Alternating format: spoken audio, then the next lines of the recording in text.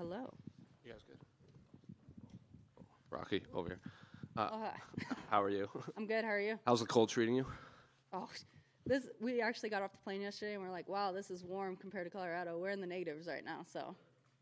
Well, obviously Saturday. I assume you always thought you would get back to the title and get another title shot, but now that it's here and it is fight week, it's only a few days away. The hard part's behind you in prep. So what are the emotions now that you're only a few days away from another title fight?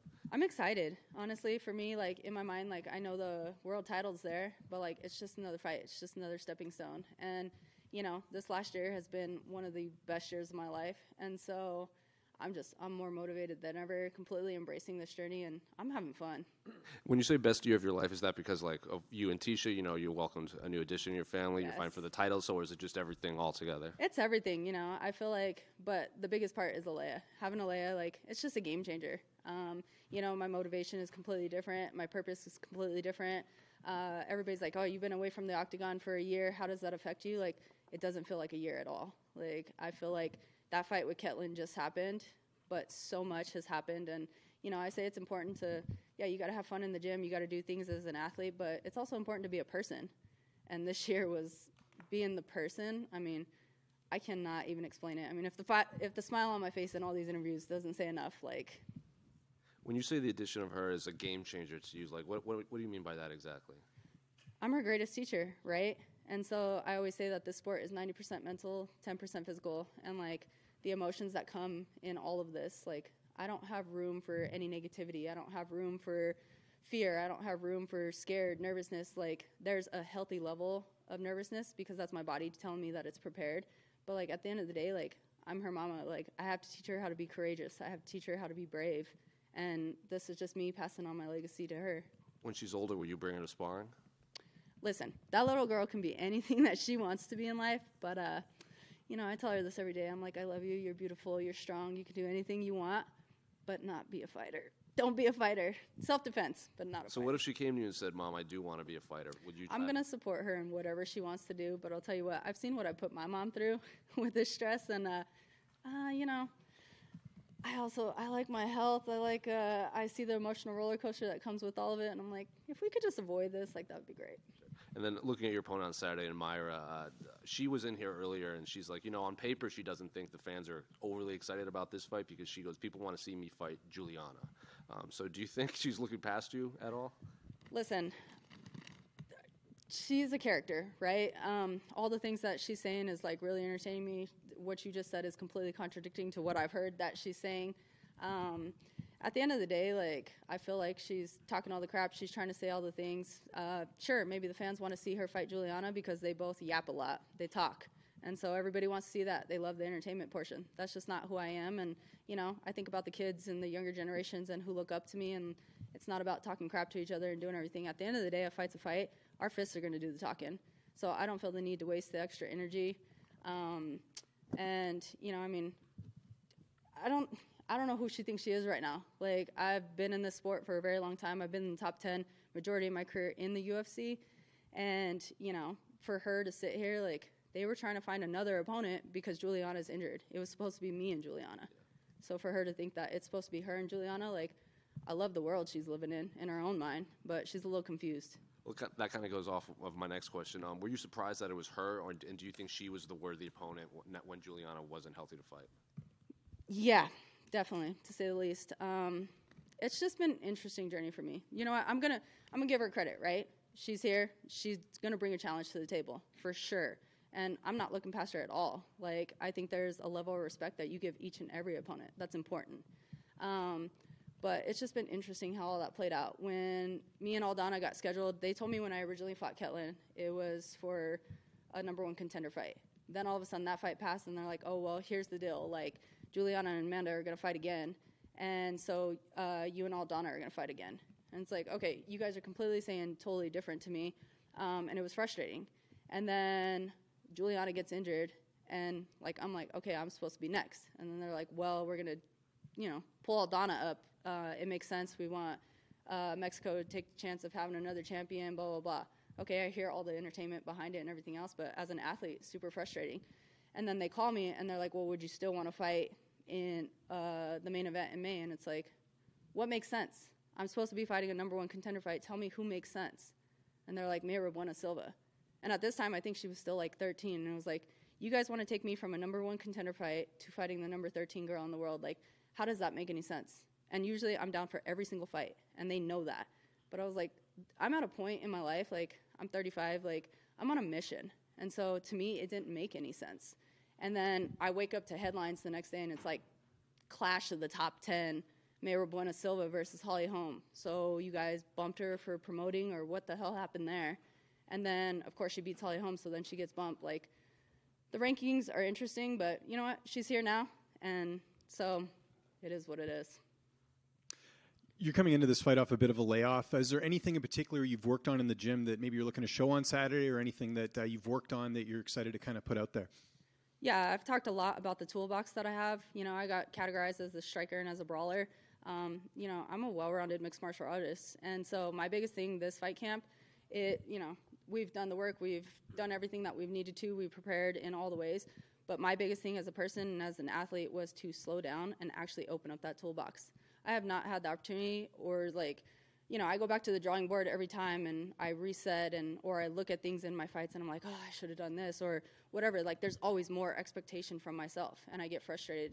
And so my biggest thing this camp was just completely like having fun and opening that toolbox. And, you know, it's super exciting because not only am I recharged as an individual and like just being a brand new mom and a different motivation, but like I found a different side of me in the gym, and I can feel it in my entire being. Like, I'm just so excited to showcase that to the world.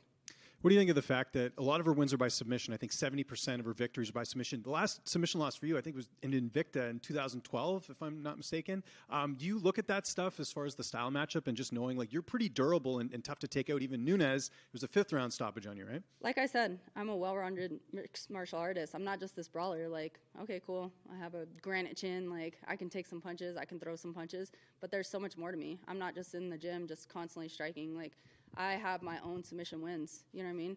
Like, when I decide to make my mind and put my mind to whatever it is, I truly feel like I'm going to accomplish that. And so there's some days that I've come in and I'm like, oh, okay, I've taken short notice fights and I'm exhausted, and I've gone for the submission and I got those submission wins. When I fought Ashley Evans Smith, like, there was no way that fight was going to go another round. That cut was completely to my skull, and they were going to stop it. And it was just like, I heard my coaches yell urgency. I seen the blood pouring, and I was like, I have to go. And so, you know, that was me making up my mind. But if I'm going to strike, I'm going to strike. If I want to fight up against the fence, I'm going to fight up against the fence. If I want to wrestle, I have great wrestling. Jiu-jitsu, oh, trust me, I have a pretty wicked ground game. And just last one for me, I don't know if you pay attention to this stuff. Do you know you're the betting underdog going into this fight? I've always been the underdog. Always. Does that surprise you just with your experience? I mean, you've been on The Ultimate Fighter, you fought for a title, so I'm guessing not, no. No, I've always been the dark horse in women's MMA, and that's completely fine. I thrive on people underestimating me. And, you know, I feel like I've actually been the gatekeeper for a really long time at the 135 division. There's always going to be someone new, up and coming and rising, and they're dangerous and this, that, or another. And they're like, okay, here's Raquel. Like, here's what she looks like. You have to get through her, and once you get through here, then you're on to your next step. And I always, like, break their game plan in that. Raquel, can you just contrast this title fight compared to the last time around? You know, you were coming off the big injury with the leg break and stuff. You're going to Brazil. This seems to be a much happier, version of yourself. You talked about the kid, more comfortable climate. Does this feel just like much more right for you compared to last time? Yeah, you know, I'm huge in believing when the stars align, and I feel like the stars have truly aligned. Like, everybody's journey looks different. Back then, of course, as an athlete, like, that's what I wanted back then. But it wasn't my time, and it's as simple as that. I've grown tremendously as a person and as an athlete, and, you know, I mean, as frustrating that was, like you said, I came off of major injuries. I came off of an 18-month layoff. I had total major reconstructive shoulder surgery. They throw me into the biggest profile fight of my career, and, like, there was just a lot going on. And I always say, you know, you can go to the gym and you can put in all the hard work, you can take all the supplements, eat completely right, but if your head and your heart ain't right, it doesn't matter. And that's what my career looked like. And so, you know, that fight's in the past. Like, I'm not looking back in the rearview mirror. I know a lot has changed for me. I'm on a 5-fight win streak for a reason, and it's my time now. Yeah, and I mean, there was so much criticism too around your corner and the team from that last fight and stuff. When you kind of look back on that, does that seem like it was, you know, a positive moment? And do you kind of just, what's your perspective on that all those years later now? Everything happens for a reason, and I truly believe that. You know, my team went through a lot. A lot of people on the outside, like, they don't know the behind the scenes. It's kind of that iceberg effect, right? Like, you see what's above the water, you don't see what's below. And the things that happened in that fight and what was said in my corner and the decisions that were made, like, those guys, I don't just choose different coaches every other day or like, oh, hey, you're available this weekend, can you corner me? Like, we're a second family. We're built on trust and loyalty, and like, that's something huge to me. And my coaches know me better than I know myself sometimes. And they know the athlete I am. So the decisions that were made, like, I 100% stand behind that. In reality, I had all the control. You know what I mean? Like, if I wanted out of there, like, that was completely up to me. I voiced something out loud to my coaches and to my second family, and they made a decision based off of that. But, like, we've worked through all that, and, like, we've gone through the motions. The world beat us into the ground for it. They try to say whatever, and at the end of the day, like, none of that matters. And just last one for me. This is just the second women's bantamweight title fight ever that hasn't featured Amanda Nunes or Ronda Rousey. The other one was Misha and Holly. And you've been here through all of that. What does it kind of say that, you know, Amanda, Ronda are long gone at this point, and here you are fighting for a belt again? Yeah, you know, I mean, I've been asked so many different questions, and of course Amanda's forever going to have her credit. Ronda's forever going to have her credit. They've done some wonderful things, and props to them. But at the end of the day, like, Amanda made her choice, and she retired, and, like, the chapter's closed. Like, it's up for grabs again. And there's so much worthy talent in this division and whatnot, and my time is now. But the same way that everybody felt a void when Ronda left, and then Amanda came in and replaced that, now everybody feels a void when Amanda's gone, and, like, now I get to come in and replace that. And everybody's journey is going to look different. Everybody's success is going to look completely different. Raquel, right here to your right. Just kind of building off that a little, I know you said it's in the rear view, but is there any part of you that wishes this second title opportunity could have come against Amanda so that you could have, you know, taken what you've built over the years since that and kind of gotten that one back? 100%. 100%.